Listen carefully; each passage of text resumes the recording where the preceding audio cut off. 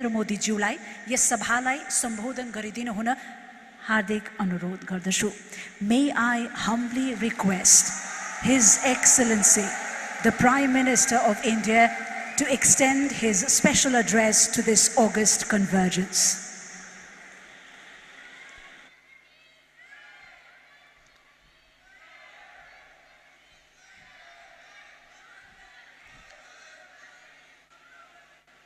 नमो बुद्धाय।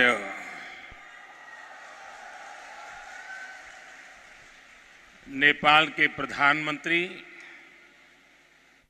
सम्माननीय श्री शेर बहादुर देउबा जी, आदरणीय श्रीमती आरजू देउबा जी, सभा में उपस्थित नेपाल सरकार के मंत्रीगण,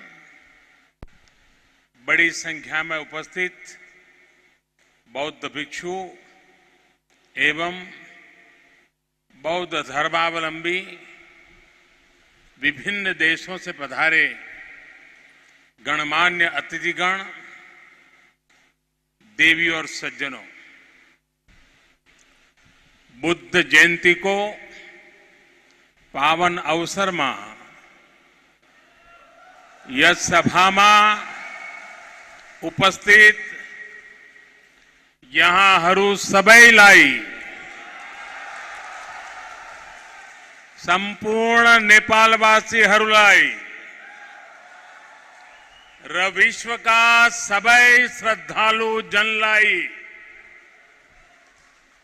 लुम्बिनीको पवित्र भूमिबाट बुद्ध पूर्णिमाको धेरै धेरै शुभकामना।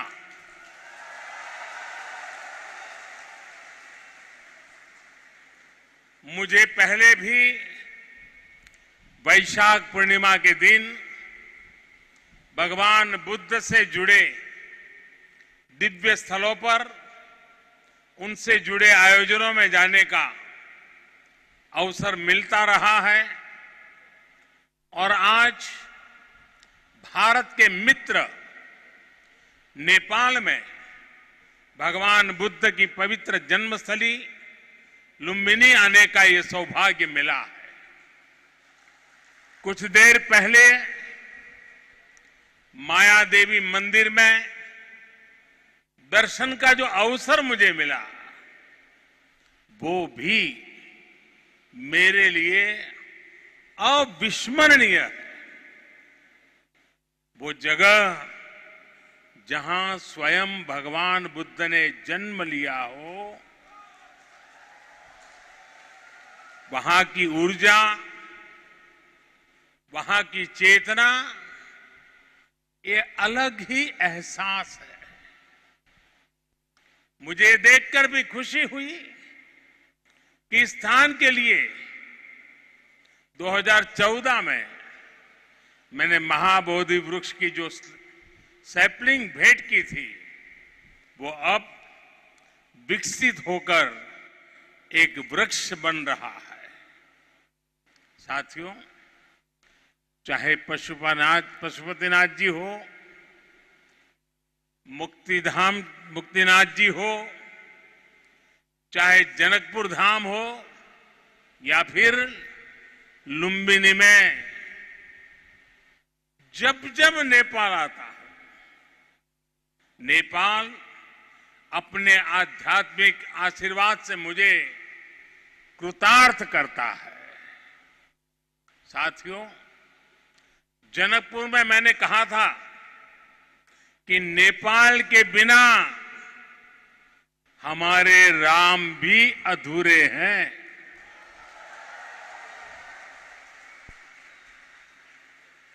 मुझे पता है कि आज जब भारत में भगवान श्री राम का भव्य मंदिर बन रहा है तो नेपाल के लोग भी उतना ही खुशी महसूस कर रहे हैं।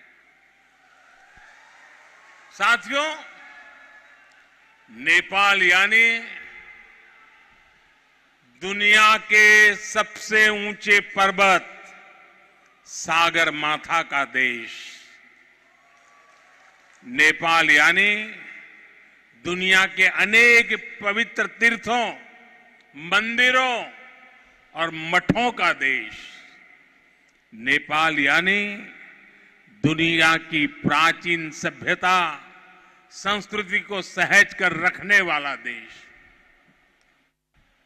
नेपाल आउँदा मलाई कुनै राजनीतिक भ्रमण भन्दा अलग औटा छुट्टै आध्यात्मिक अनुभूति हुन्छ।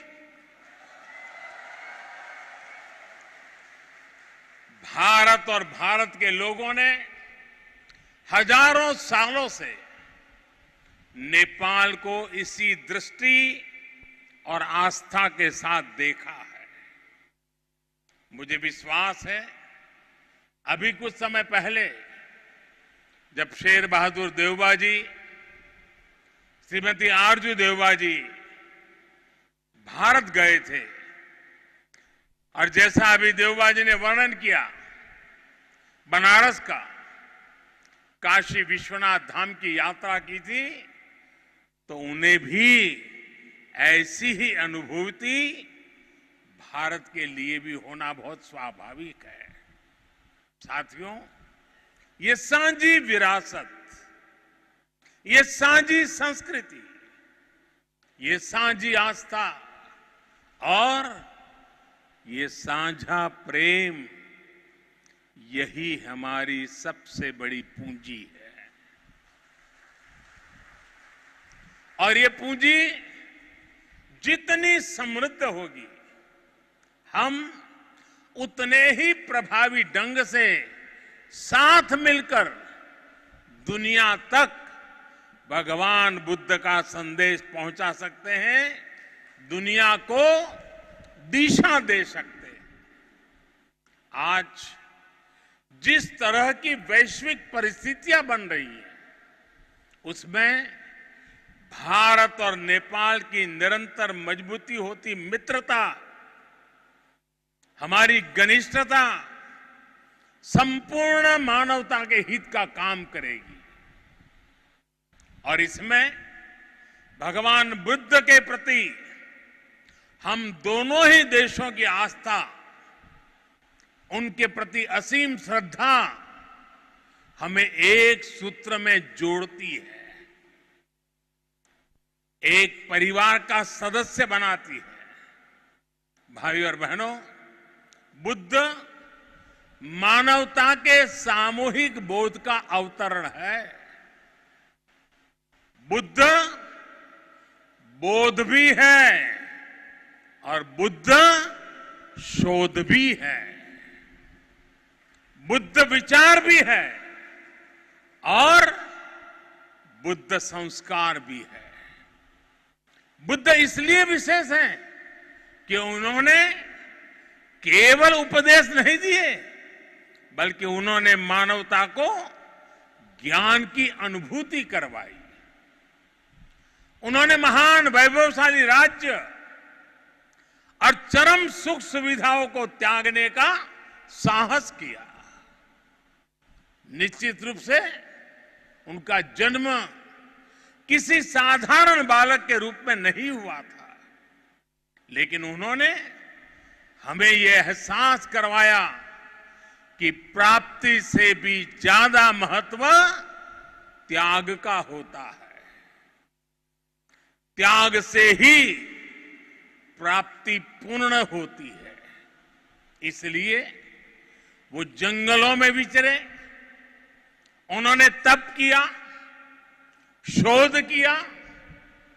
उस आत्म शोध के बाद जब वो ज्ञान के शिखर तक पहुंचे, तो भी उन्होंने किसी चमत्कार से लोगों का कल्याण करने का दावा कभी नहीं किया, बल्कि भगवान बुद्ध ने हमें वो रास्ता बताया जो उन्होंने खुद जिया था। उन्होंने हमें मंत्र दिया था, अप्पदीपो भव भिक्खवे, अप्पदीपो भव भिक्खवे, परीक्ष भिक्षवो ग्राह्यम मद बचो न तू गौरवाद, अर्थात अपना दीपक स्वयं बनो, मेरे वचनों को भी मेरे प्रति आदर के कारण ग्रहण मत करो, बल्कि उनका परीक्षण करके उन्हें आत्मसात करो। साथियों, भगवान बुद्ध से जुड़ा एक और विषय है जिसका मैं आज जरूर जिक्र करना चाहता हूं। वैशाख पूर्णिमा का दिन लुम्बिनी में सिद्धार्थ के रूप में बुद्ध का जन्म हुआ। इसी दिन बौद्ध गया में वो बोध प्राप्त करके भगवान बुद्ध बने और इसी दिन कुशीनगर में उनका महापरिनिर्वाण हुआ। एक ही तिथि, एक ही वैशाख पूर्णिमा पर भगवान बुद्ध की जीवन यात्रा के ये पड़ाव केवल संयोग मात्र नहीं था, इसमें बुद्धत्व का वो दार्शनिक संदेश भी है जिसमें जीवन, ज्ञान और निर्वाण तीनों एक साथ है, तीनों एक साथ जुड़े हैं। यही मानवीय जीवन की पूर्णता है और संभवतः इसीलिए भगवान बुद्ध ने पूर्णिमा की इस पवित्र तिथि को चुना होगा। जब हम मानवीय जीवन को इस पूर्णता में देखने लगते हैं तो विभाजन और भेदभाव के लिए कोई जगह नहीं बचती। तब हम खुद ही वसुधैव कुटुंबकम की उस भावना को जीने लगते हैं जो सर्वे भवन्तु सुखिनः से लेकर भवतु सब्ब मंगलम, भवतु सब्ब मंगलम के बुद्ध उपदेश तक झलकती है। इसलिए भौगोलिक सीमाओं से ऊपर उठकर बुद्ध हर किसी के हैं, हर किसी के लिए है। साथियों, भगवान बुद्ध के साथ मेरा एक और संबंध भी है जिसमें अद्भुत संयोग भी है और जो बहुत सुखद भी है।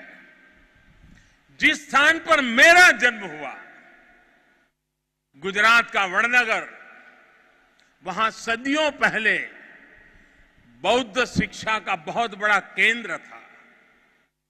आज भी वहां प्राचीन अवशेष निकल रहे हैं जिनके संरक्षण का काम जारी है। और हम तो जानते हैं हिंदुस्तान में कई नगर ऐसे हैं, कई शहर, कई स्थान ऐसे हैं जिसको लोग बड़े गर्व के साथ उस राज्य के काशी के रूप में जानते हैं। भारत की विशेषता रही है और इसलिए काशी के समीप सारनाथ में मेरी आत्मीयता आप भी जानते हैं। भारत में सारनाथ, बोध गया और कुशीनगर से लेकर नेपाल में लुम्बिनी तक ये पवित्र स्थान हमारी सांझी विरासत और सांझे मूल्यों का प्रतीक है। हमें इस विरासत को साथ मिलकर विकसित करना है और आगे समृद्ध भी करना है। अभी हम दोनों देशों के प्रधानमंत्रियों ने यहां India international centre for Buddhist culture and heritage का शिलान्यास भी किया है। इसका निर्माण international Buddhist confederation of India द्वारा किया जाएगा। हमारे सहयोग के इस दशकों पुराने सपने को साकार करने में प्रधानमंत्री देवबा जी ने उनका अहम योगदान है। लुम्बिनी डेवलपमेंट ट्रस्ट के अध्यक्ष के रूप में उन्होंने इंटरनेशनल बुद्धिस्ट कॉन्फेडरेशन को इसके लिए जमीन देने का निर्णय लिया था और अब इस प्रोजेक्ट को पूरा करने में भी उनकी ओर से पूरा सहयोग किया जा रहा है। इसके लिए हम सभी हृदय से उनके आभारी हैं। मुझे खुशी है कि नेपाल सरकार बुद्ध सर्किट और लुम्बिनी के विकास के सभी प्रयासों को सहयोग दे रही है, विकास की सभी संभावनाओं को भी साकार कर रही है। नेपाल में लुम्बिनी म्यूजियम का निर्माण भी दोनों देशों के साझा सहयोग का उदाहरण है और आज हमने लुम्बिनी बुद्धिस्ट यूनिवर्सिटी में doctor Baba Saheb Ambedkar chair for Buddhist studies स्थापित करने का भी निर्णय लिया। साथियों, भारत और नेपाल के अनेक तीर्थों ने सदियों से सभ्यता, संस्कृति और ज्ञान की विशाल परंपरा को गति दी है। आज भी इन तीर्थों में पूरी दुनिया से लाखों श्रद्धालु हर साल आते हैं। हमें भविष्य में अपने इन प्रयासों को और गति देनी होगी। हमारी सरकारों ने भैरवा और सोनौली में इंटीग्रेटेड चेक पोस्ट बनाने जैसे फैसले भी लिए हैं। इसका काम भी शुरू हो गया है। ये पोस्ट बनने के बाद बॉर्डर पर लोगों के आवागमन के लिए सुविधा बढ़ेगी। भारत आने वाले इंटरनेशनल टूरिस्ट ज्यादा आसानी से नेपाल आ सकेंगे। साथ ही इससे व्यापार और जरूरी चीजों के ट्रांसपोर्टेशन को भी गति मिलेगी। भारत और नेपाल दोनों ही देशों के बीच मिलकर के काम करने के लिए ऐसी अपार संभावनाएं हैं। हमारे इन प्रयासों का लाभ दोनों देशों के नागरिकों को मिलेगा। साथियों, भारत और नेपाल बीच को संबंध हिमालय जस्ते अटल छे। हिमालय जति के पुरानो छे। हमें अपने इन स्वाभाविक और नैसर्गिक रिश्तों को हिमालय जितनी ही नई ऊंचाई भी देनी है।